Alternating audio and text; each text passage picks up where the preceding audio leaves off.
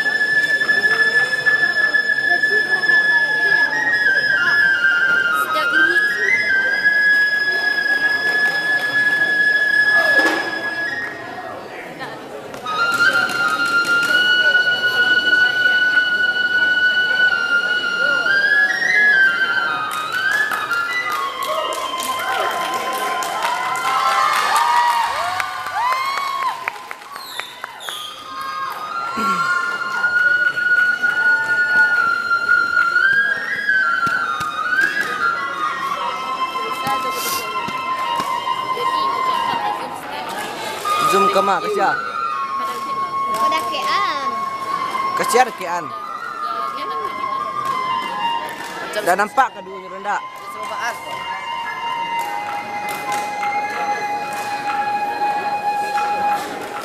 Mana Faas kok? Ini Faas. Cukup asal.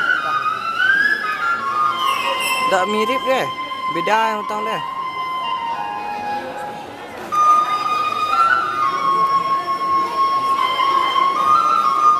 Pandang orang.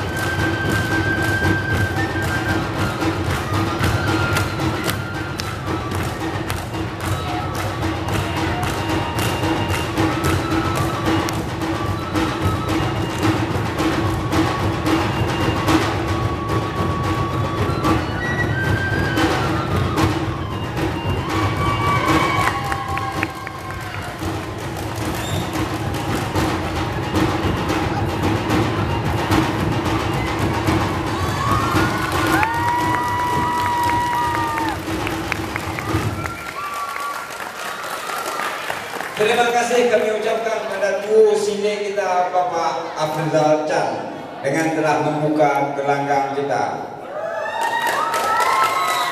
Kita beri tepuk tangan sekali lagi kepada duo sine kita Bapak Afrizal Chan. Kita kembali ke Kedalis.